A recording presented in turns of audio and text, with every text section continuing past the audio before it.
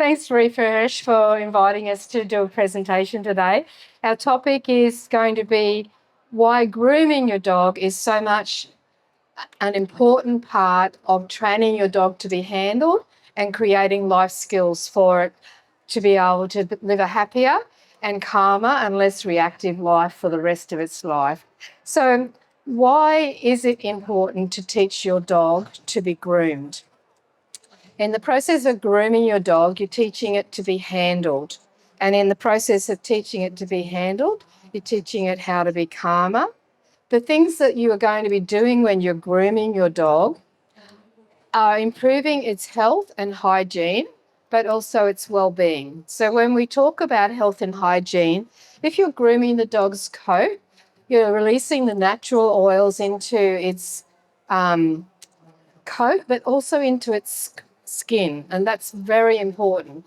If you're not grooming your dog on a regular basis, it can end up being matted and have debris in the coat, and that can then create hot spots and sensitivity. The other thing is that if you're only patting or cuddling your dog and you're not actually doing a full body groom, you may miss the fact that it might have fleas or it might have a tick or there's something else like a burr embedded into its coat.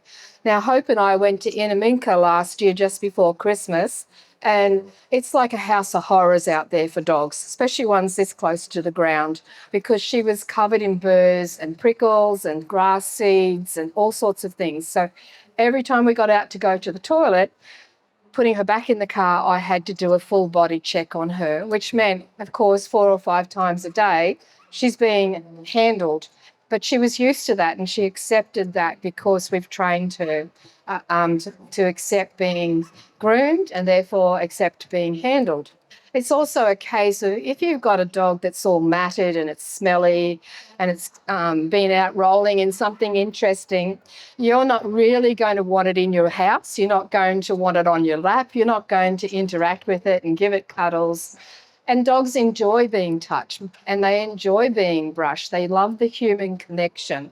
And so the last point about grooming that's important is that it's a bond between you and your dog. It's telling your dog that it can trust you, that you're prepared to be able to go, okay, my dog doesn't like that, so I need to train it to be more comfortable with that, or I can recognize when it's overloaded. And that's important with grooming. If your dog is not used to being groomed, it's important that you go and find out what the grooming requirements are for your own breed of dog. So some dogs don't need to be groomed very often.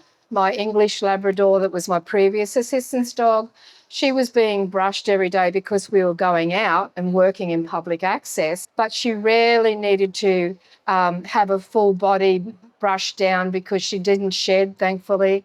And although she did have a double coat, it wasn't a shedding coat. But you may have a dog that needs to be groomed every single day, even as a pet.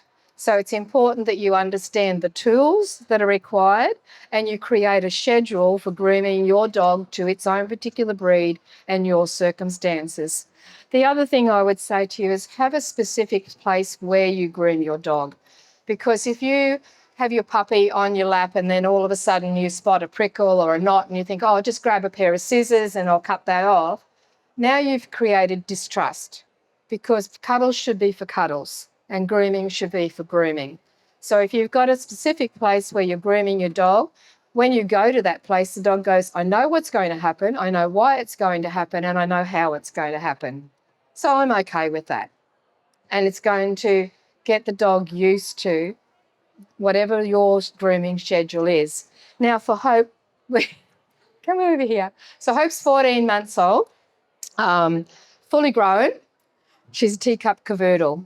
And because she is an assistance dog and she's a working dog, I do 2 things for her. So every morning when we wake up, before we get out of bed, she has a massage. So I'll do long strokes down her back, which is helping her stretch. I'll rub her tummy, long strokes down her. I'll lift up her head and chin up. Yeah, oh, you love that, don't you? Yeah, that's helping her stretch. stretching her out, and then I will stretch out her legs and her paws. Yes, yes, getting her ready to be out and about. But at night time, we have another massage, and that is her full body check. And so in her full body check, come, Hope, look at me. Thank you. Good girl. I'm going to be rubbing her eyes, which is really important because that's something that dogs aren't always keen to have done. But she is a breed that has weeping eyes, and so it's really important she gets used to that. Rubbing her eyes, I'm rubbing behind her ears. Now, she thinks that's just wonderful. She loves it, but I'm actually checking to see if there's any prickles or anything like that in there. Checking her ears. Is good girl. Making sure that they don't smell, that there's nothing in there. In her breed, I'm checking to make sure that these hairs haven't become too long to irritate her skin. Baby, come. Cuddles, tummy rub. So I'm also giving her a full body massage on her back, and I'm checking under here to make sure we haven't got any prickles or knots or any debris got into her coat. Hey, rub. Good girl. We're having another chin rub so I can check there's nothing going on under there. Round her ears. And also, pause. Good girl. Oh, beautiful. Oh, beautiful. Mwah. So I'm checking to make sure that there's nothing in her paws, because not only do I want her to be able to sleep well, but I want her to be able to sleep comfortably. Now, with Refurish, they have several products, and the one that Joe's going to demonstrate is the de-shedding brush, generally used for double coat dogs. Hope's got a single coat, and it's very fine, so she doesn't need a de-shedding coat. But we do have this beautiful little brush that is great for her because she tends to get knotted. But for me personally, because she's not a de-shedding dog, and this tool, I can assure you, is absolutely amazing. I've got a girlfriend who's got a golden retriever assistance dog, and I was both amazed and horrified because I have a non-shedding dog. Her dog, using this, was just creating basically another dog of hair with the amount that came out of the coat. So seriously recommend this. But for me, this is the best product I've ever come across. Now, I've got a water dog. And last week we were in Coffs Harbour. It was 8 degrees and Hope was surfing at the beach. And then afterwards she was swimming in someone's swimming pool as well, because apparently the temperature's irrelevant if there's water involved. But this towel here, when we finished at the beach, I wrapped her up in it, and by the time I got back to the car, she was basically dry. So she still had a little bit of moisture on her paws and in her ears because they're the slowest to dry, but the rest of her was already almost dry. The great thing about it is that the towel still had enough absorbency to deal with the pool afterwards as well when we did a rerun. Different breeds need to be dried in different ways. For Hope's breed, she needs to be patted. If I rubbed her, I would create more knots and it would just make it worse than for brushing her. But for her, being able to be patted dry was absolutely amazing. Joe is going to come up and bring Cooper groomed up here, while Joe's just giving Quinn a bit of a brush there and showing you what's coming out, and Bob's having a turn with Radar. I'd like to also talk to you about getting your dog used to being groomed. Now, for Hope, she came from a reputable breeder and I was able to work with that breeder. So from 5 to 8 weeks, we set up a training plan of what we wanted.